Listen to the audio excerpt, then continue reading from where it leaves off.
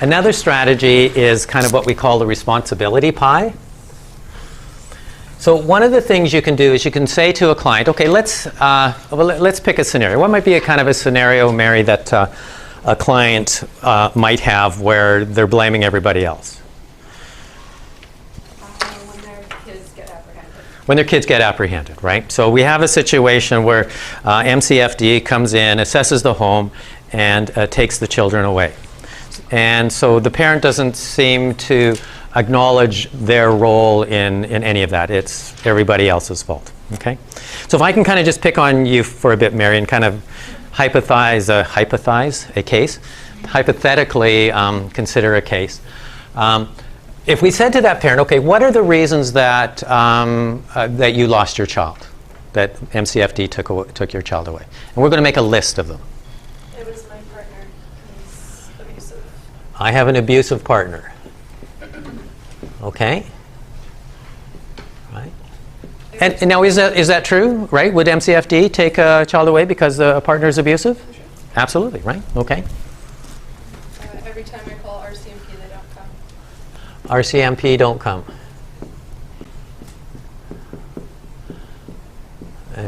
So they're not very helpful. Okay. I lack resources. I don't have money, or no one will hire me in town. No resources. No one will hire me. And my family name has given me a bad reputation. Bad family name. Okay. All right. Like racism. Racism. Okay. All right, so a good list. Probably could come up with kind of more things, right? Would it be fair to add to that list that maybe there's a piece of how you handle things that contributes to it? For sure. Okay. Yeah, I'm not saying that's a big piece of it, but maybe, okay.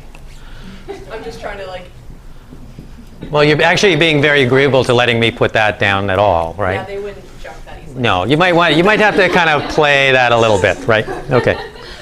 So let's make this pie graph and kind of divide things up a bit, okay?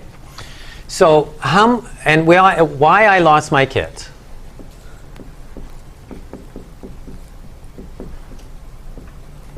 Okay. So how big of the pie is due to your abusive partner? Half of it. Half of it.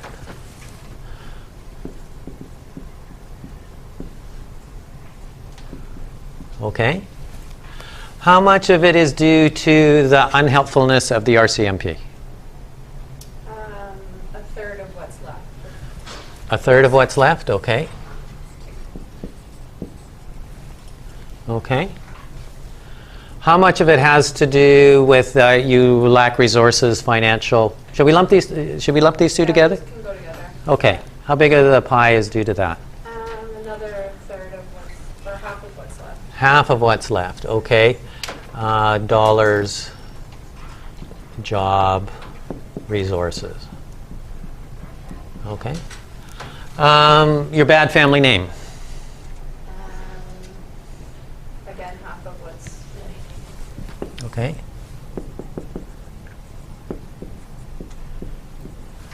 Okay. Racism. I would say half of what's remaining, and a lot of the goes into RCMP.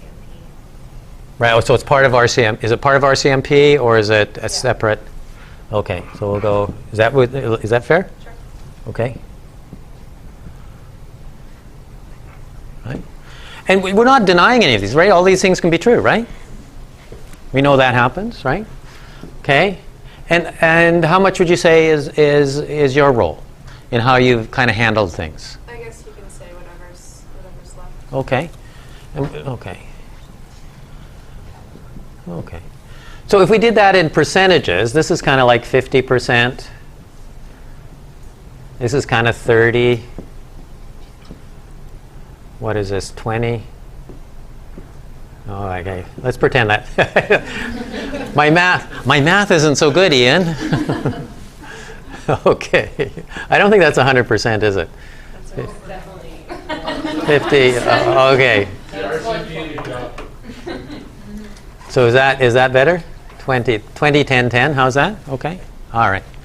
All right. So so then you can kind of have a discussion about what you can do of these different pieces, right? But you want to sort of say, okay, there's not a lot we can do about these other, you don't have much control over the police, you don't have much control over your family name, Now, if you wanted to, you could do some problem solving about each of those pieces. But for the sake of this exercise, we kind of say, okay, this is probably the only piece that you have much control over. Are you willing to kind of work on this piece with me? Right. And if they say yes, and then you've got kind of that, like, if you can kind of just get the client to acknowledge a sliver of it. When clients say, it's everybody else's fault, the anxiety for them is that they're going to be blamed for everything. And so it's kind of black and white thinking. It's either all my fault or it's not my fault. And so they're trying to present the argument that none of it's my fault. And you're trying to break that black and white thinking down into shades of gray. And so we're saying, okay, well, let's just acknowledge, a little piece of of what happened is related to you. That's all we can really do work with. So let's kind of work on that piece, right? And and you might go into strategies on how to handle the police, strategies on how to handle bad name, strategies on how to handle your abusive partner, right? So that's something that I've found to be useful when I have those kind of clients. It's worked good for me. I don't know how that fits for you.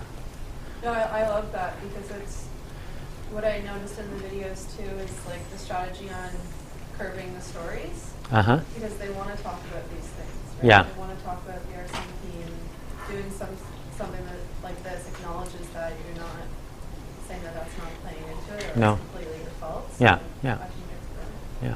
Yeah, because we know all of these things can be true, right? So yeah, sure, okay. What if your client says their role is 0%? Yeah, then you got a problem. Yeah. In my experience is they don't. Right, once you kind of relieve the anxiety that they're going to be blamed 100%, right? It's the thought distortion is the black and white thinking, right? And so this is one way to kind of break that apart.